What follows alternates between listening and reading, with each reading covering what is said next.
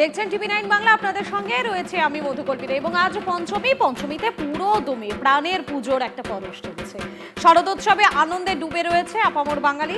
চারিদিকে পুজোর আমেজ, আলোর ঝলকানি, ঢাকের তালে বাঙালির উচ্ছ্বাস। বৃষ্টির ভ্রুকুটি থাকলেও উৎসাহে খামতি নেই। প্যান্ডেলে হোপিংয়ে 8 থেকে 80 প্রত্যেকে। বিভিন্ন জায়গার ছবি আপনাদেরকে দেখাচ্ছি এই মুহূর্তে। দেখতেই পাচ্ছেন আপনারা টিভি9 বাংলার পর্দায়। পুজোর আনন্দে মাতোয়ারা 8 থেকে 80, পুজোর আনন্দে ভরপুর শহর কলকাতা থেকে শুরু করে রাজ্যের বিভিন্ন প্রান্ত। প্রত্যেকটা জেলার মানুষ আজ রাস্তায়, প্রত্যেকেই কিন্তু আজ এই মুহূর্তে প্যান্ডেল হপিংয়ে বেরিয়ে পড়েছেন। বিভিন্ন জায়গার ছবি আপনাদেরকে দেখাচ্ছি এই মুহূর্তে। শান্ত, এই মুহূর্তে তুমি দেশপ্রিয় পার্কে রয়েছ। দেশপ্রিয় পার্ক অবশ্যই দক্ষিণ কলকাতার জনপ্রিয় পুজোগুলির মধ্যে একটা অন্যতম পুজো, যেখানে ভিড় সামলাতে রীতিমতো হিমশিম খেতে হয় পুলিশকেও। একদমই, দেখো তোমার হয়তো মনে থাকার কথা 2015 সালে এই দেশপ্রিয় পার্কই সবচেয়ে বড় দুর্গা তৈরি করেছিল, যেটা কিন্তু নজিরবিহীন ছিল। এবং তারপর কিন্তু গত 10 বছরে তারা সেই ধরনের ভারী বাজেটের পুজো করেনি, কিন্তু এবার তারা করেছে। এবং এবার তারা 180 ফুট দৈর্ঘ্যের যে মণ্ডপ তৈরি করেছে, সেটা থাইল্যান্ডের একটি মন্দিরের আদলে। এবং তুমি দেখতে পাচ্ছ তার ভেতরে কিন্তু প্রতিমা কিন্তু সাবেকি।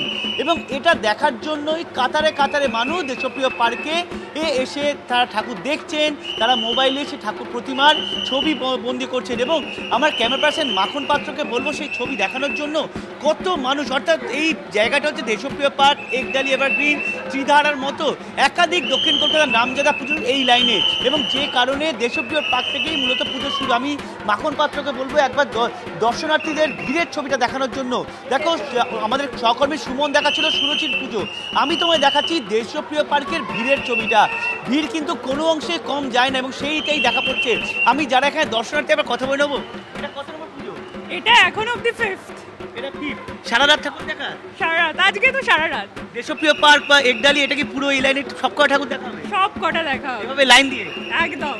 শুনতেই পেলে যে লাইন দিয়ে ঠাকুর দেখা কোনো অংশে কমতি নেই এবং তারা ঘাটতি রাখতে চাইছেন। এবং দর্শনার্থীরা কিন্তু এভাবেই জনস্রোত আসতে পড়েছে দেশপ্রিয় পার্কে। আমি একজন যারা আসছেন তাদের সঙ্গে কথা, একজন বিদেশি কয়েকজন এসেছে তাদের সঙ্গে কথা বলে। First time? Yes. First time in India. First time. What? Yeah, yes, first yes, time. first time. Yeah, first time. First time. Yep, that's right. We are our client. Okay. So they are visiting India for the first time. So it's like Kolkata, you know, Durga Puja is the biggest cultural celebration for us. So we asked them to visit some pandal. So now they are doing the pandal hopping and we are their guide. তুমি শুনতেই পেলে যে বিদেশিরাও যে এই দুর্গা পুজোটাকে কতটা ভালোবাসে। একবার তাদের কাছে শুনো না, এটা তো ওয়ার্ল্ড হেরিটেজ আমাদের এই দুর্গাপুজো। সেই দুর্গাপুজোয় আসতে পেরে তাদের কেমন লাগছে? একদম জিজ্ঞেস করছি।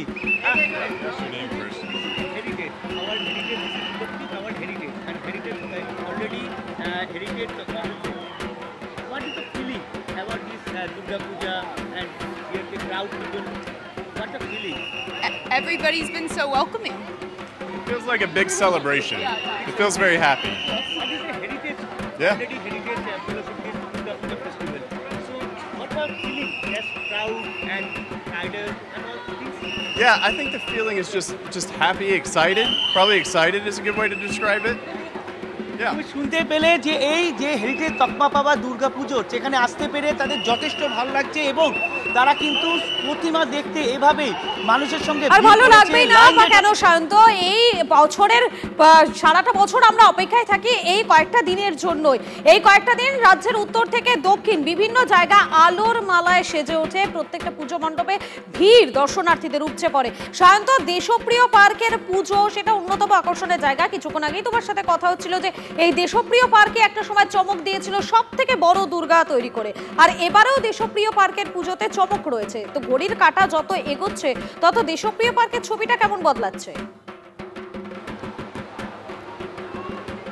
অবশ্যই সেই ছবিটাই তোমায় দেখাবো যে যত ঘড়ির কাঁটা বদলাচ্ছে, অর্থাৎ ঘড়ির কাঁটা এগোচ্ছে, ততই যেন দেশপ্রিয় পার্কে ভিড়ের ছবি রীতিমতো মানে সাধারণ মানুষ কতটা উচ্ছ্বসিত। দেখো আজকে সন্ধ্যায় বৃষ্টি নেই, সাধারণ মানুষ কিন্তু চুটিয়ে ঠাকুর দেখছে এবং সেই ছবিটাই দেখাবো। 8 থেকে 80 প্রতিটা মানুষ তারা কিন্তু ঠাকুর দেখতে এসছেন এবং তারা এই ছবিটাই যেন দুর্গাপুজোর সময় প্রতিটা মানুষ দেখতে চায়। কলকাতা শহরের এই ছবিটাই বারবার ফিরে আসুক। কোনো বৃষ্টি নেই, বৃষ্টির কোনো চিন্তা নেই, সাধারণ মানুষ ঠাকুর দেখতে বেরিয়ে পড়েছেন এবং 8 থেকে 80 সবাই। আমি একটা ছোট্ট খুদেকে পেয়েছি, তাকে জিজ্ঞাসা করবো পরে ঠাকুর দেখছো, ঠাকুর দেখেছো, কোথা থেকে আসছো? তুমি দেখতে পাচ্ছ ছোট ছোট, আমি 8টা কতগুলো ঠাকুর দেখেছো? 5টা দেখেছো?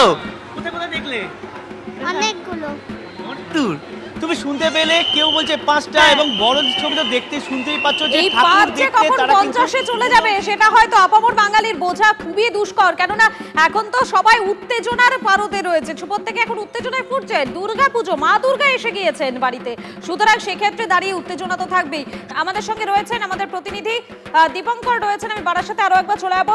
যত রাত বাড়ছে জেলার ছবিগুলো দেখার ইচ্ছে তত বাড়ছে। বারাসাতের ছবিটা কি রয়েছে এখন দীপঙ্কর? একই বক্তব্য, যে বক্তব্য তোমাকে কিছুক্ষণ আগে দিচ্ছিলাম, যে বারাসাতে কিন্তু পঞ্চমীর রাতে একই রকমভাবে লোক বাড়ছে। কিছুক্ষণ আগেও যে মানুষজন ছিলেন তারা চলে গেছেন, অন্য মানুষজন আসছেন এবং এই ভিড়টা নর্মালি পঞ্চমীর দিন দেখা যায় না। কাতারে কাতারে মানুষ আসছেন, তারা আসছেন আমতলার এই সার্বজনীন পুজো দেখতে। তার কারণ এই মণ্ডপের যে শিল্প ভাবনা, যে ভাবনা চিন্তা তারা করেছে সেটা দেখবার জন্য এই মানুষের ঢল নামছে। এবং দেখো একজন খুদেকে নিয়ে চলে এসেছেন তার মা। কোথা থেকে আসছেন আপনি? আমার বাড়ি এখানে। কতগুলো দেখা হলো? এই 2-3টে দেখলাম। পঞ্চমীতেই কেন? ওকে ডাক্তার দেখাতে বেরিয়েছিলাম, সঙ্গে একটু দেখে বাড়ি ফিরছি। এই আর বুঝতে পারছো যে যতটুকু সুযোগ পাচ্ছে সেই সুযোগ পাচ্ছে। কেউ বাড়ি থেকে একটু বেরোলেই পাড়ার যে পুজোর মণ্ডপ রয়েছে সেই পাড়ার পুজোর মণ্ডপে একটু ঢু মেরে নেওয়া, সেখানে যে একটু প্রতিমা দর্শন, সঙ্গে গল্প গুজব, আড্ডা এবং তার সঙ্গে খাওয়া দাওয়া তো রয়েছে। তুমি আমাদের সঙ্গে থাকো, মালদার ছবিটা আরো একবার দেখে নিই। শুভতোষ রয়েছেন।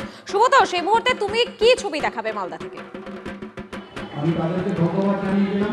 দেখো এই মুহূর্তে আমি তো ওই অনেক সংঘ পরিচালিত 1 নম্বর গভর্নমেন্ট কলোনিতে রয়েছি।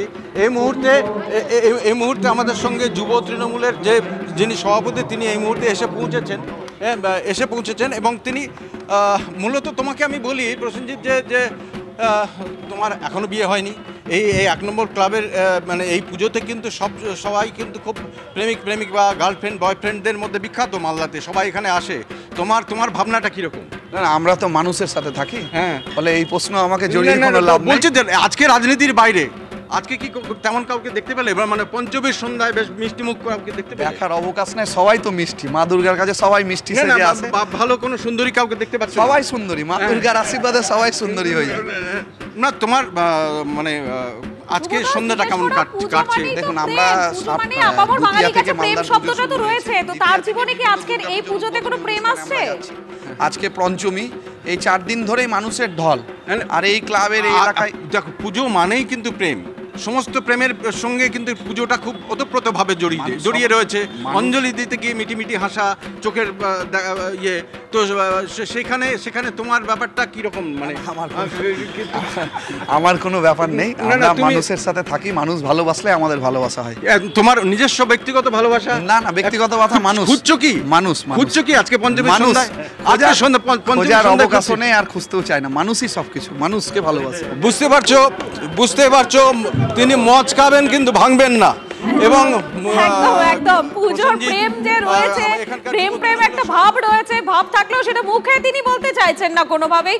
পুজোর সময় তো আমরা রাজনীতি ভুলে একটা আনন্দেই থাকি এবং সেক্ষেত্রে পুজোর সঙ্গে পুজোর প্রেমটা তো খুব ভালোভাবে ওতপ্রোতভাবে জড়িত।